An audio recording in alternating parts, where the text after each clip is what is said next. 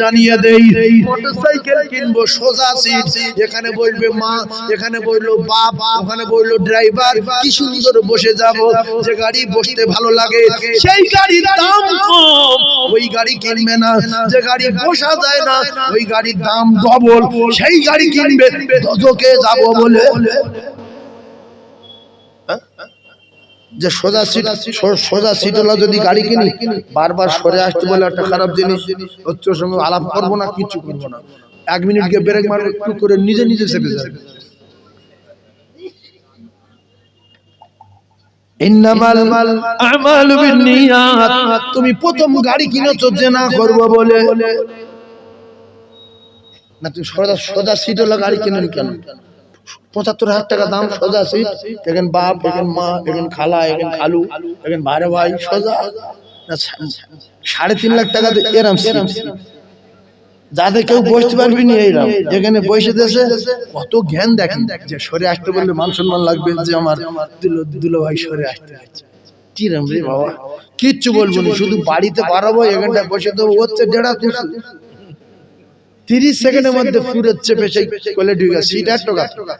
ও ফার্স্টে ট্যাঙ্কিরে ওর হালকা উঠে গেছে, এবার যাই চেপে গেছে, আস্তে আস্তে পুরো ঠাসে আসে। ইন্নামাল আমালু বিন্নিয়াত।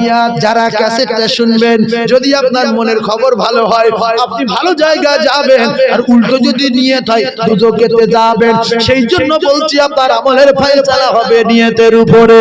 ও জ্ঞানী ভাইরা, তাহলে কেউ যদি ওই রকম ভাবে মোটরসাইকেল নিয়ে যায় আর কিছু কিছু ভাবতে ভাবতে যায়, তাহলে জিনা করতে করতে যাচ্ছিল দিলের জিনা, ওই ছেলেটা যদি মরে যায়, ওর কাছে তখন ঈমান ছিল না, ও বেঈমান হয়ে মরেছে, ও আর কোনোদিন উঠবে না, দোজখেতে গেল। আর রাসূল বলেছে যারা পরিমাণ ঈমান যদি নিয়ে মারা যায়, ও শাস্তি হবে, ওর আযাবে জাহান্নামে যেতে হবে, লক্ষ কোটি কোটি বছর জাহান্নামে থাকবে, একদিন না একদিন উঠবে। আর এ যখন মরেছিল উল্টো নিয়েতে ছিল, তখন ওর কাছে ঈমান ছিল না, ও তো বেঈমান হয়ে মরেছে, আর কোনোদিন উঠবে না। সেই জন্য মোটরসাইকেল যখন চালাবে, ভাবি তোলো, আর শালি তোলো, আর শালির বোন তোলো, আর খালাতো বোনের তোলো, মামাতো বোনের তোলো, নিয়ে যেন উল্টো পাল্টা হয় না। উল্টো পাল্টা নিয়ে হয়ে গেলে যদি মারা যাও, জান্নাতে যাওয়া যাবে না। ইন্নামাল আমালু বিন্নিয়াত। বুঝে আসলো? যদি বলেন আমি ভালো ভালো তো আলহামদুলিল্লাহ, তোমার জন্য না, তোমার নিয়ে যদি গন্ডগোল ফেটাতে পারে। যদি বলেন নিয়ে ধরা যাও, তুমি সাজনাত তুলে দাও, তোমার নিয়ে যদি ভালো তুমি সাজনাত তোলো দাও। এই জামাটা আল্লাহর কসম, এই জামাটা যদি আপনি গায়ে দেওয়া তৈরি করার সময় বলেন যে আমি জামাটা তৈরি করছি নামাজ পড়বো, নিয়তটা ভালো না খারাপ? এই জামা গায়ে দিয়ে শ্বশুরবাড়ি যাওয়া যাবে না, মাঠে ধান কাটতে যাওয়া যাবে না, নিয়তে বরকত। আর যদি বলেন যে না এই জামাটা গায়ে দিচ্ছে আমি সিনেমায় যাবো, গন্ডগোল।